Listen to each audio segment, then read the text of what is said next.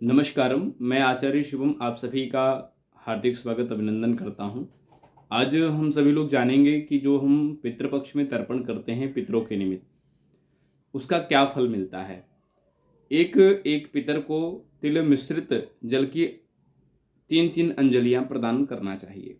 यानी एक पितर को, जैसे यदि किसी की माता नहीं है, माता के लिए यदि आप तर्पण कर रहे हैं तो 3-3 अंजलियां प्रदान करना चाहिए। एक एक पितर को तिल मिश्रित जल की 3-3 अंजलियां प्रदान करना चाहिए।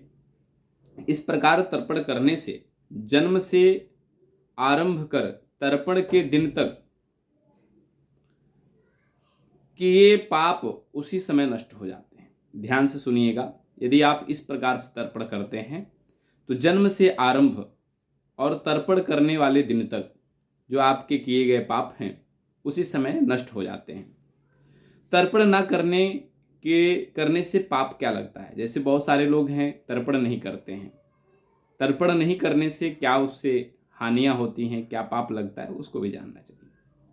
ब्रह्मादिदेव एवं पितृगण ब्रह्मादिदेव एवं पितृगण तर्पण न करने वाले मानव के शरीर का रक्तपान करते हैं। मानव के शरीर का क्या करते हैं? रक्तपान करते हैं, यानी खून को चूसने। ये मैं नहीं कह रहा हूं, यह गीता प्रेस द्वारा प्रकाशित नित्य कर्म पूजा प्रकाश की जो पुस्तक है, पेज नंबर 103 में तर्पण पितृयज्ञ का जो एक कंटेंट है उसमें ये वर्णित है।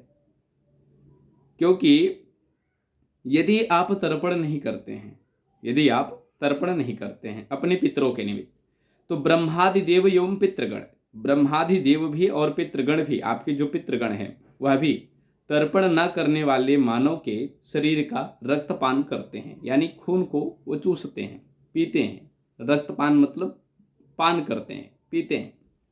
अर्थात तर्पण न करने के पाप से शरीर का रक्त शोषण होता है। अतर्पिताः शरीराद्रुधिरम पिबन्ति। अतर्पिताः शरीराद्रुधिरम पिबन्ति। इससे यह सिद्ध होता है कि गृहस्थ मानव को हो सके तो प्रतिदिन तर्पण करना चाहिए। हो सके तो, यदि आप प्रतिदिन नहीं कर पाते हैं तो पितृपक्ष में जरूर करिए। इसको एक जगह है गांठ बांध करके रख लेना चाहिए कि पितृपक्ष में तो जरूर करना चाहिए। यदि आप प्रतिदिन नहीं कर पाते हैं, ऐसी अवस्था में, ऐसे सिचुएशंस में प्रतिदिन यदि नहीं, गृहस्थ मानव को प्रतिदिन तर्पण करना चाहिए। सोचिए तो प्रतिदिन करिए। यदि आप प्रतिदिन नहीं कर पा रहे हैं तो पितृपक्ष में आप जरूर करें। तर्पण करने योग्य पात्र क्या है? जैसे हम जब तर्पण करते हैं तो उस समय कौन से पात्र की महत्ता है, कौन से पात्र को हमें प्रयोग करना चाहिए, यह भी जानना बहुत जरूरी है। ठीक है, तो उसके लिए सोने का पात्र हो अति उत्तम, चांदी का पात्र हो अति उत्तम, तांबा का पात्र हो अति उत्तम, और कांसा का पात्र हो तो वह पितरों के तर्पण में प्रशस्त माना गया है, वह बहुत अच्छा माना गया है। सोना, चांदी, तांबा और कांस, जिसको फूल भी कहते हैं अपने पूर्वांचल में, तो ये तर्पण के लिए बहुत ही उत्तम माना गया है। मिट्टी तथा लोहे, स्टील इत्यादि जो कुछ भी अभी फाइबर्स इत्यादि हैं, इन सब के पात्र सर्वथा वर्जित हैं, इनको प्रयोग में नहीं लाना है। ठीक है, और तिल तर्पण का निषेध। तिल तर्पण का निषेध। सप्तमी एवं रविवार को घर में जन्मदिन में दास, पुत्र और स्त्री की कामना वाला मनुष्य तिल से तर्पण ना करे। पुत्र की यदि कामना करते हैं और शादी विवाह में यदि विलंब हो रही है, विलंब हुआ है, नहीं हो रहा है, यदि आप स्त्री की कामना करते हैं तो आप तिल से तर्पण न करें। नंदा प्रतिपदा षष्ठी एकादशी तिथि को शुक्रवार, कृतिका, मघा एवं भरणी नक्षत्र, रविवार तथा गजक छाया योग में तिल मिले जल से कदापि तर्पण न करें।